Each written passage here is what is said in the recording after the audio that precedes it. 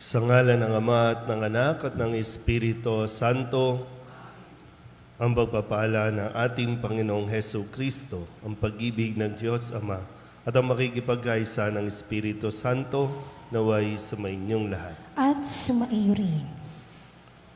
Mga kapatid, tinipon tayo bilang mga kaanib na angkan ng Diyos, kaya dumulog tayo sa maawaing Panginoong nagpapatawad ng lubos. Sinugong tagapagpagaling sa mga nagsisisi, Panginoon, kaawaan mo kami. Panginoon, kaawaan mo kami. Dumating na tagapag-anyayang mga makasalanay magsisi, Kristo, kaawaan mo kami. Kristo, kaawaan mo kami. Nakaluklok ka sa kanan ng Diyos Ama para ipamagitan kami. Panginoon, kaawaan mo kami. Panginoon, kaawaan mo kami. Kaawaan tayo ng makapangyarihang Diyos, patawarin tayo sa ating mga kasalanan at patnubayan tayo sa buhay na walang hanggan. Amen. Manalangin tayo. Ama naming makapangyarihan, manatili kang kapiling ng iyong sambayanan na iyong laging kinahabagan at pinagbibigyan upang ang itinampok ng iyong pamumuno at pagsubaybay ay muli mong ikalugod at panatilihin mong kinalulugdan sa pamamagitan ni Hesu Kristo kasama ng Espiritu Santo magpasawalang hanggan. Amen. Magsiupo po lahat.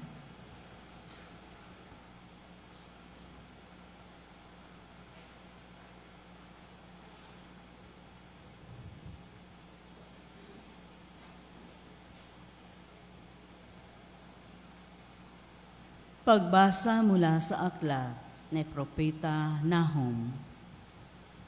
Masdan mo't dumarating na ang maghahatid ng mabuting balita at magpapahayag ng kapayapaan. Ipagdiwang mo ang iyong mga pista, Huda, at tuparin ang iyong mga pangako, sapagkat hindi na muling darating sa iyo ang masama, siya'y ganap ng naparam. Panunumbalikin ng Panginoon ang kadakilaan ni Jacob, gaya ng nararapat sa Israel, sapagkat hinubaran sila ng mga lumusog at sinira ang kanilang mga ubasan. Kawawa ka, lungsod na mamamatay tao, bayang sinungaling at mangangamkam, walang katapat sa sama. Numalagapak ang mga latigo, rumaragasa ang mga gulong, nagdadambahan ang mga kabayo, humahaginit ang mga karwahe, sumusugod ang mga mangangabayo, kumikinang ang kanilang tabak, kumikislap ang dulo ng sibat, di mabilang ang patay, naghambalang ang mga bangkay, natitisod ng nagdaraan. Tatabunan kita ng dumi, gagawing hama at iismiran. Lalayuan ka ng lahat ng makakakita sa iyo. Sasabihin nila, hayan ang Nineveh. Sino ang tatangis sa kanya? At saan ako hahanap ng aaliw sa kanya? Ang salita ng Diyos. Salamat sa Diyos.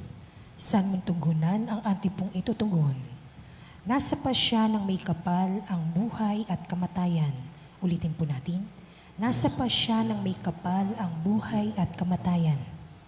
Darating ang araw ng aking paniningil at paghihiganti hanggang sa sila'y humapay at mabuwal, pagkat ang wakas nila ay malapit na. Ililigtas ng puon ang kanyang bayan, siya'y mahahabag sa mga maglilingkod sa kanya.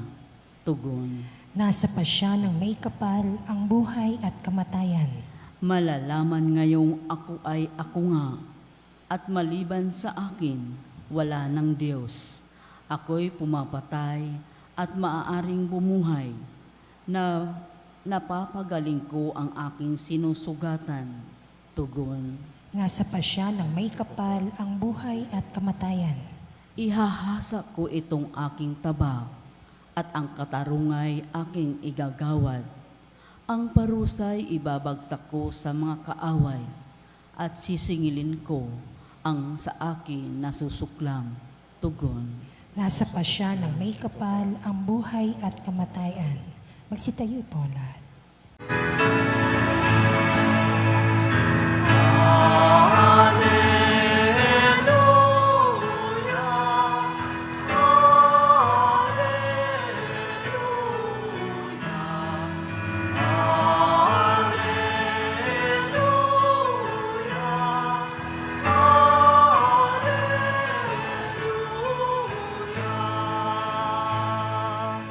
Sumainyo ang Panginoon. At sumaiyo rin.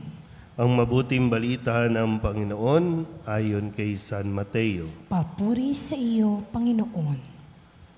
Noong panahong iyon, sinabi ni Jesus sa kanyang mga alagad, "Kung ibig ninumang sumunod sa akin, limutin niya ang ukol sa kanyang sarili. Pasanin ang kanyang krus at sumunod sa akin. Ang naghangad na magligtas ng kanyang buhay ay siyang mawawalan nito. Ngunit ang mag-alay na kanyang buhay, alang-alang sa akin, ay siyang magkakamit noon. Ano nga ang mapapala ng isang tao? Makamtan man niya ang buong daigdig, kung ang katumbas naman nito'y ang kanyang buhay. Ano ang maibabayad ng tao para mabalik sa kanya ang kanyang buhay?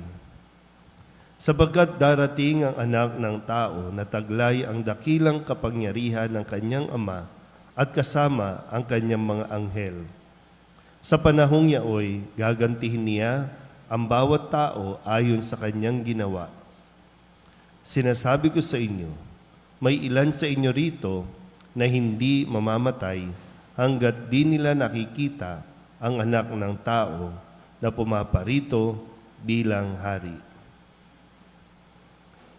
Ang mabuting balita ng Panginoon. Pinupuri ka namin, Panginoong Heso Kristo. Isang magandang umaga po sa inyong lahat. Ngayon po ay Biyernes ng ika-18 linggo sa karaniwang panahon.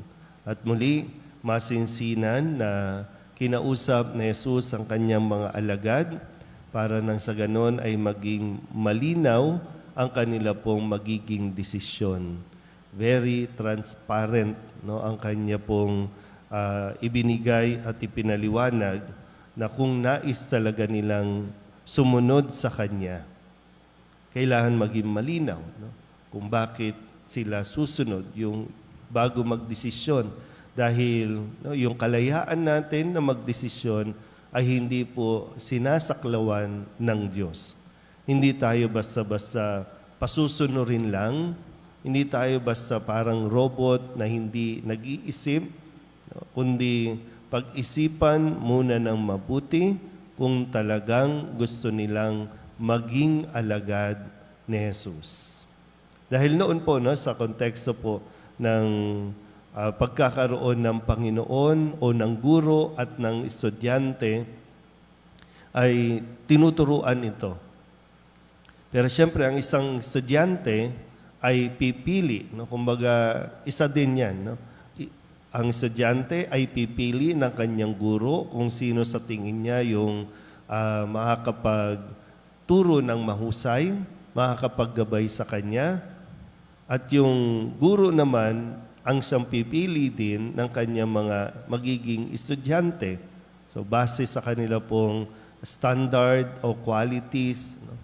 At siyempre, kapag ikaw ay isang rabay o isang guro, kapag sikat ka, kapag kilala ka, siyempre, kaakibat na rin yan yung maayos-ayos na buhay, maayos-ayos na pamumuhay.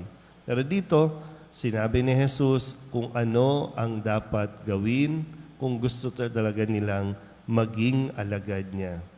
Sabi niya, unang-una, limutin ang ukol sa sarili. Limutin ang ukol sa sarili. So, hindi na ito nakasentro sa kung ano ang makukuha ko, kundi sa kung ano ang dapat kong maibigay up to the point na pati ang buhay ay handa mong ibigay. Meron siyang, sabi, limutin ang sarili, ang kanyang sarili, pasanin ang kanyang krus, at sumunod sa akin. Kung maalala niyo po, kahapon, sinabi niya sa kanyang mga alagad na kailangan niyang magtungo sa Jerusalem at doon ay pahihirapan siya, ipapahagupit, mamamatay, at muling mabubuhay. Kaya bang sumunod? Pag-isipan muna ng mabuti, kaya bang sumunod? Pag sinabing sumunod ay yung matuto sa kanyang halimbawa. So, ano ba?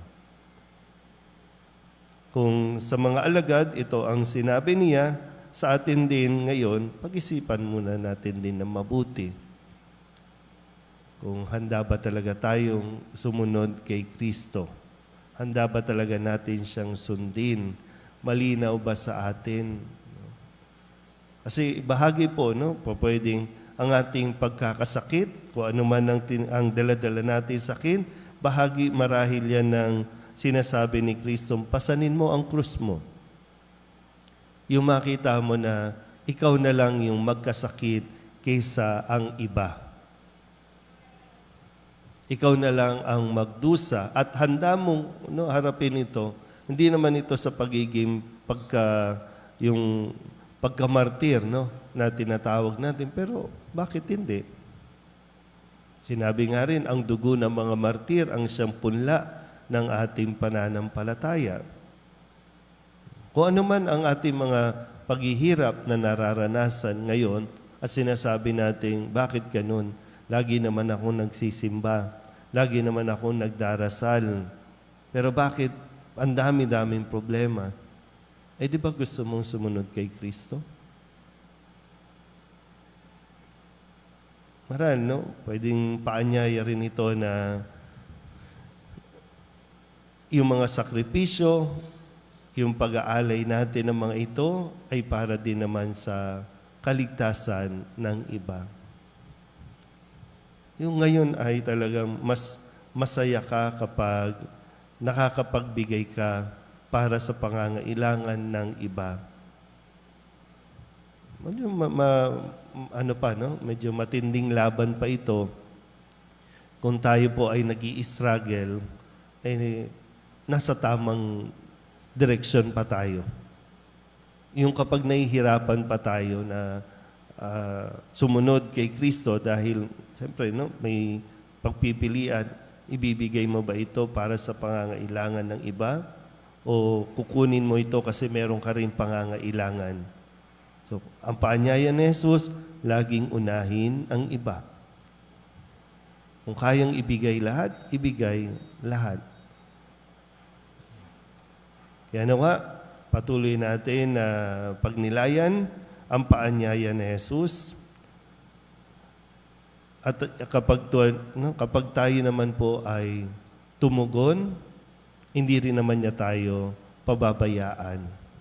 Katuwang siya, tutulungan niya tayo para makayanan natin ang mga pasanin na dapat nating pasanin. Amen?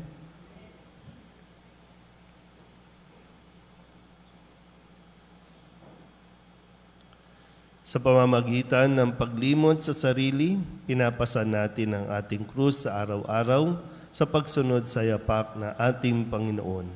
Manalangin tayo upang mapawi ang pagiging makasarili na naghihiwalay sa atin sa Diyos. Ang ating pong itutugon, Panginoon, dinggin mo ang aming panalangin. Panginoon, dinggin mo ang aming panalangin.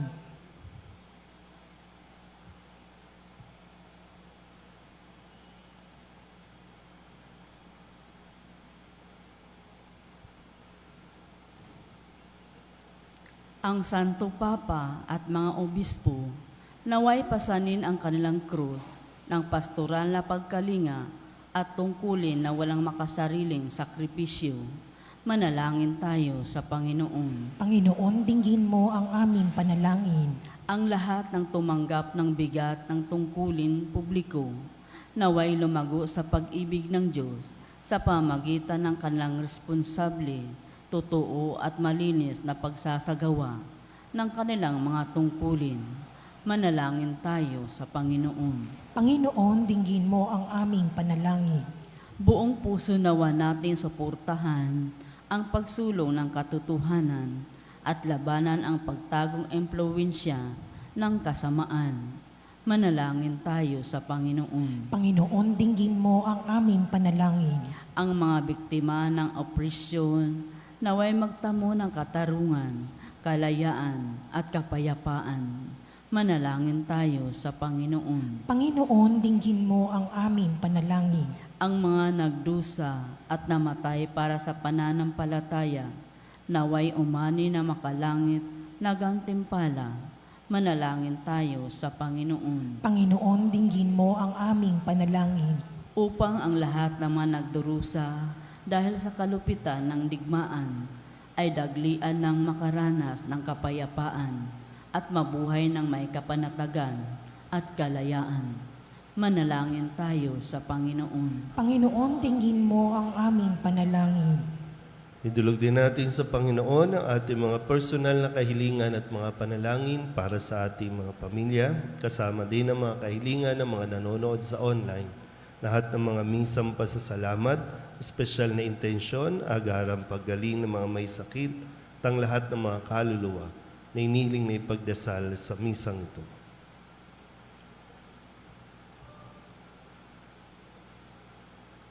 Ang lahat ng ito iniling namin sa ngalan ni Kristong aming Panginoon. Amen. Magsiupo po lahat.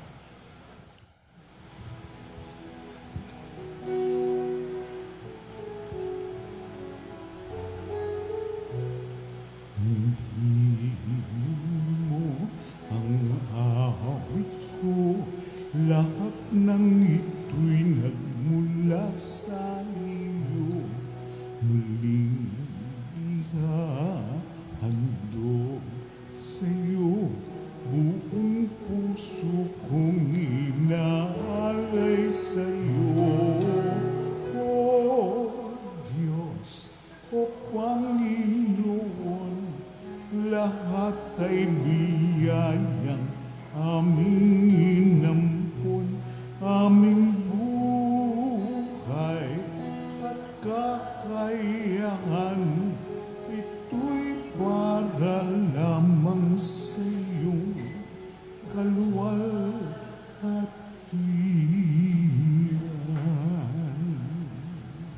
Manalangin kayo mga kapatid upang paghahain natin ang kalugdan ng Diyos sa mga makapangyarihan. Tanggapin nawa ng Panginoon itong paghahain sa iyong mga kamay, sa kapurihan niya at karangalan, sa ating kapakinabangan at sa buong sambayanan niyang banal.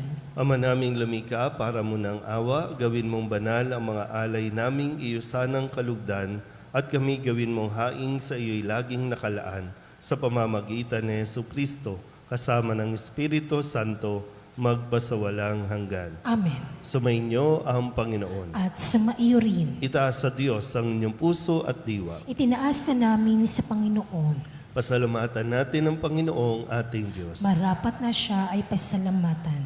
Ama naming makapangyarihan, tunay ngang marapat na ikaw ay aming pasalamatan. Ikinalugod mong likain ang sanlibutan na iyong pinagbabago at idinarangal sa pamamagitan ng iyong anak na kinalulugdan, kaya't utang na loob ng iyong mga itinatangi at ng mga banal na kapiling mong lagi ang iyong paggiliw at pagkakandili. Kaya kaisa ng mga anghel na nagsisiawit ng papuri sa iyo nang walang humpay sa kalangitan, kami nagbubunyi sa iyong kadakilaan.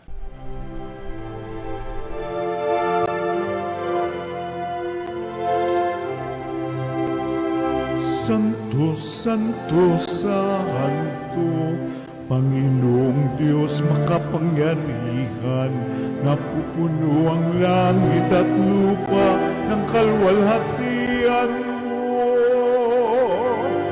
Hosana sa kaitaasan,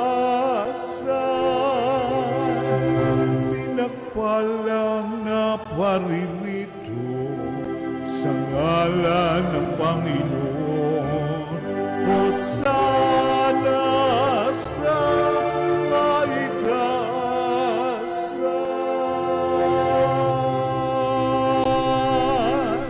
Ama naming banal, ikaw ang bukal ng tanang kabanalan. Kaya't sa pamamagitan ng iyong Espiritu, gawin mong banal ang kaloob na ito upang para sa aming maging katawan at dugo ng aming Panginoong Heso Kristo. Bago niya pinagtis ang kusang loob na maging handog, hinawakan niya ang tinapay, pinasalamatan kaniya, pinaghati-hati niya iyon, iniabot sa kanyang mga alagad at sinabi, "Tanggapin ninyong lahat ito at kanin, ito ang aking katawan na ihahandog para sa inyo."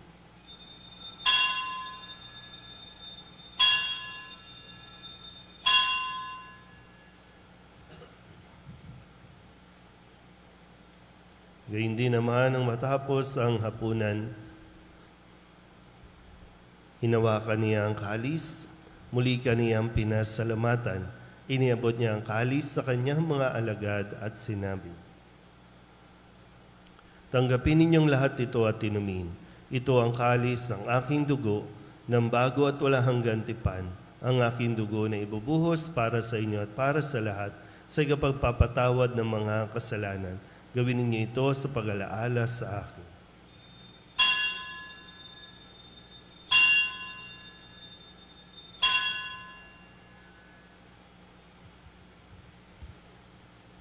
Ipagbunyi natin ang misteryo ng pananampalataya. Si Kristo'y namatay, si Kristo'y nabuhay, si Kristo'y babalik sa wakas ng panahon. Ama, ginagawa namin ngayon ang pag-alaala sa pagkamatay at muling pagkabuhay ng iyong anak.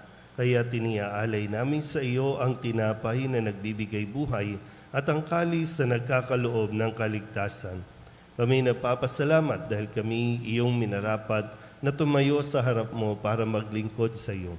Isinasamo namin kami magsasalo-salo sa katawan at dugo ni Kristo ay mabuklod sa pagkakaisa sa pamamagitan ng Espiritu Santo. Ama, lingapin mo ang iyong simbahang laganap sa buong daigdig. Puspusin mo kami sa pag-ibig kaysa ni Francisco na aming Papa at ni Jose na aming Obispo at ng Tanang Kaparian. Alalahanin mo si Robert na tinawag mo mula sa daigdig na ito. Nung siya'y binyagan, siya'y nakaisa ni Kristo sa pagkamatay. Ngayong siya'y pumanaw, naway makaisa siya ni Kristo sa pagkabuhay. Alalahanin mo rin ang mga kapatid naming nahimlay na may pag-asang sila'y muling mabubuhay, gayon din ang lahat ng mga pumanaw. Kawaan mo sila at patuloyin sa iyong kaliwanagan. Kawaan mo at pagindapating kaming lahat na makasalo sa iyong buhay na walang wakas. Kaysa ng mahal na Birhen Maria na Ina ng Diyos, ng kabiyak ng puso niyang si San Jose, kaysa ng mga apostol at ng lahat ng mga banal na namuhay dito sa daigdig ng kalugod-lugod sa iyo, may pagdiwang nawa namin ang pagpupuri sa ikararangal mo sa pamamagitan ng iyong anak na aming Panginoong Heso Kristo. Sa pamamagitan ni Kristo, kasama niya at sa Kanya, ang lahat ng parangal at papuri ay sa iyo, Diyos amang makapangyarihan, kasama ng Espiritu Santo, magpasawalang hanggan.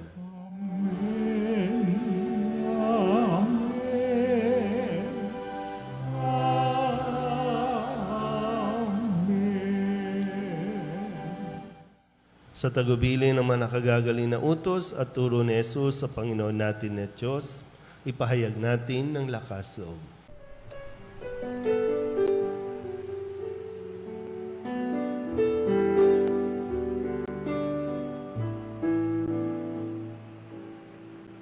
Ama namin, sumasalang ka, sambahin ang ngalan mo,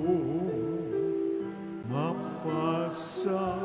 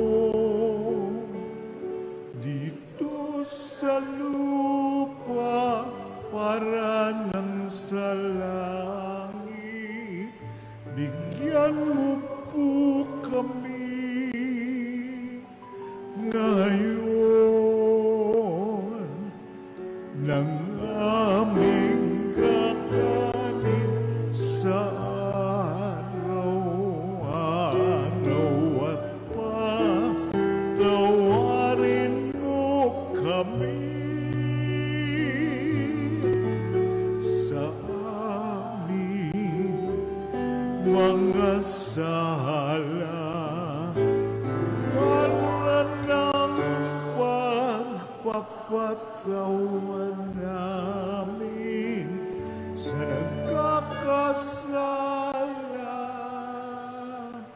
sa amin.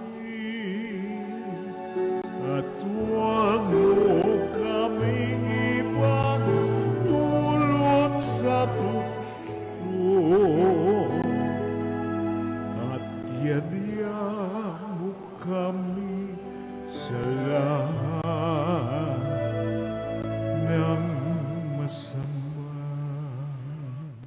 Hinihiling namin kami iadya sa lahat ng masama, pagkalooban ng kapayapaan araw-araw, iligtas sa kasalanan at ilayo sa lahat ng kapahamakan, samantala ang aming pinananabikan ang dakilang araw ng pagpapahayag ng tagapagligtas naming sa Hesu Kristo. Sapagkat iyo ang kaharian at ang kapangyarihan at ang kapurihan magpakailanman. Amen.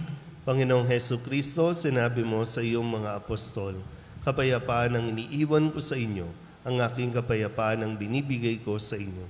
Tunghayan mo ang aming pananampalataya at huwag ang aming mga pagkakasala.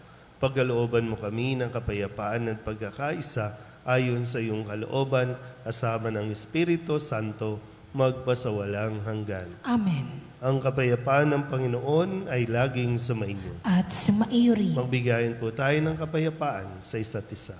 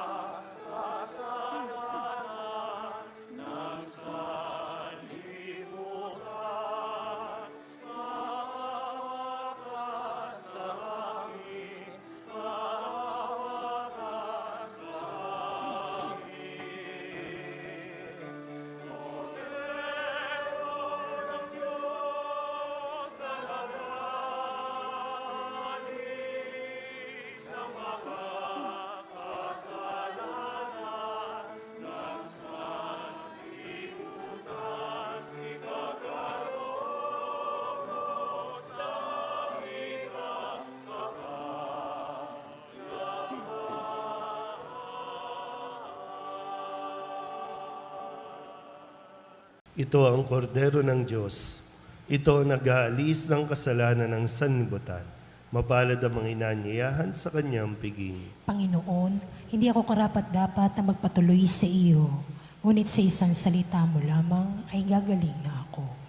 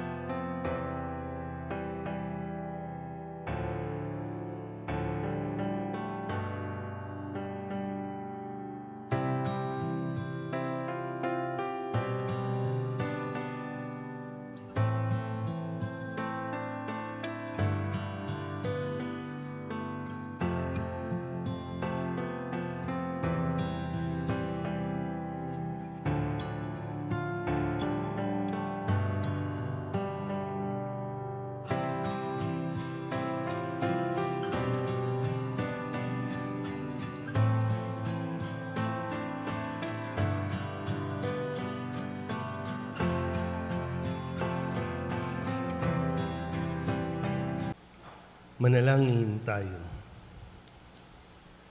Ama naming mapagmahal, kaming pinapagsalo mo sa banal na pakikinabang, ay iyong tuwangan sa ginagawa namin sa araw-araw upang kaming hindi mo pinagkakaitan ng pagsubaybay ay gawin mong maging marapat sa lubos na kaligtasan sa pamamagitan ni Jesucristo kasama ng Espiritu Santo magpasawalang hanggan. Amen. Sumainyo ang Panginoon. At sumaiyo rin.